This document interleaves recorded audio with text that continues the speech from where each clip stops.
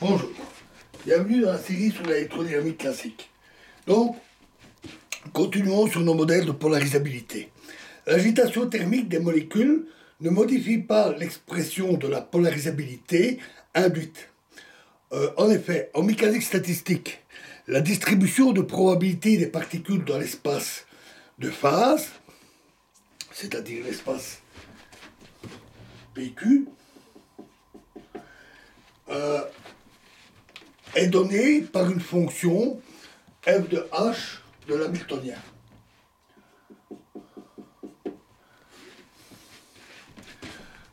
Pour un système classique, f de h égale E exposant moins h sur kt. K est la constante de Boltzmann. Et cette formule s'appelle le facteur de Boltzmann. Alors, nous n'aurons pas besoin de f de h en détail parce que on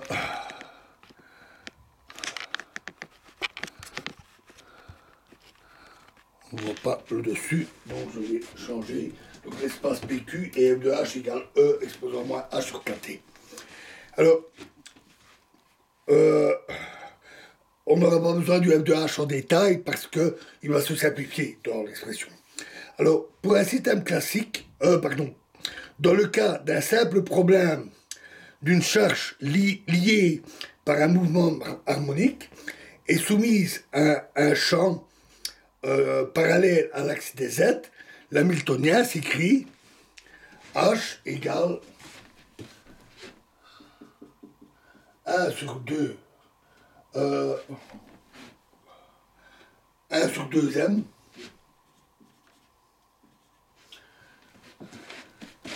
fois P carré plus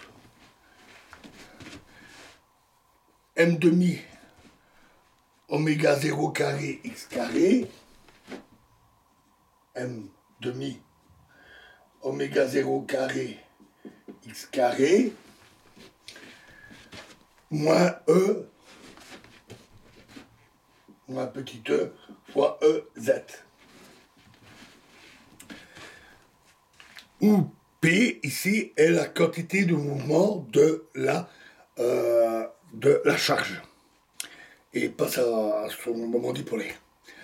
La valeur moyenne du moment dipolaire dans la direction Z est donnée par P moléculaire est égal à intégrale d cube P intégrale d cube X E Z fois f de H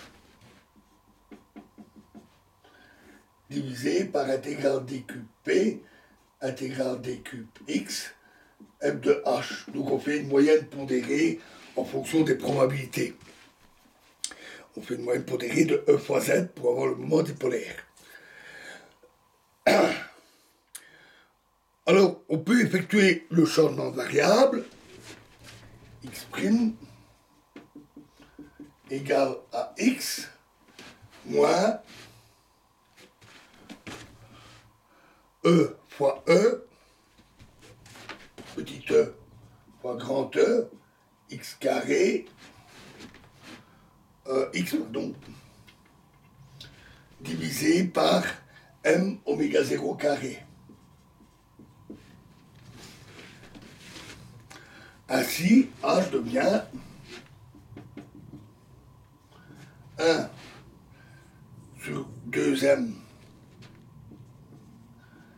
P carré plus m oméga 0 carré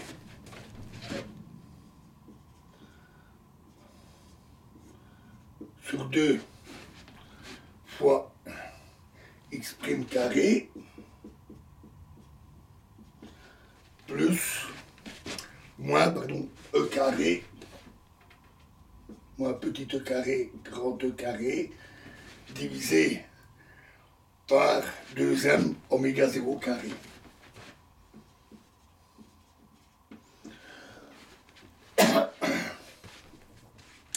Et P mol devient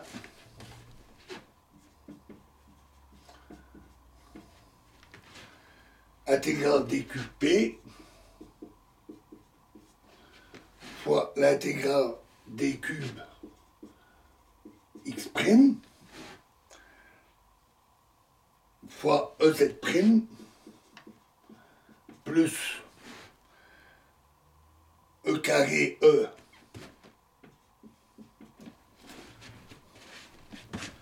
sur M oméga 0 carré fois f de h divisé par l'intégrale d cube P d cube x f de h d cube x'. Alors, h étant une fonction paire de z', l'intégrale avec EZ' s'annule identiquement.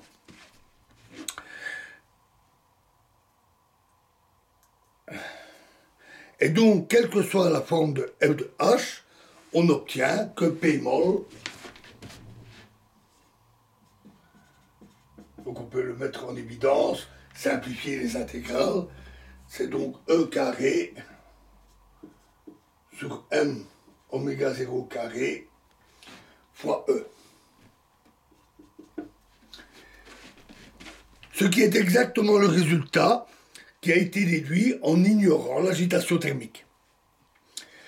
Alors, le second type de polarisabilité résulte de l'alignement partiel de moments dipolaires permanents, donc pas induits, initialement orientés de manière aléatoire.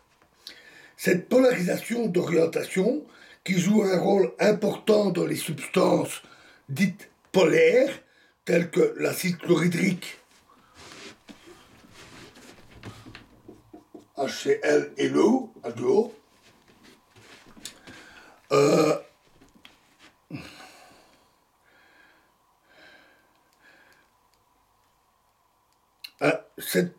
ce résultat a été étudié la première fois par Debye en 1912. Alors, toutes les molécules de ces substances possèdent un moment dipolaire permanent, P0, petit P0, libre de prendre n'importe quelle orientation dans l'espace. En l'absence de champ, l'agitation thermique maintient une orientation aléatoire des molécules, de sorte que le moment dipolaire résultant est nul.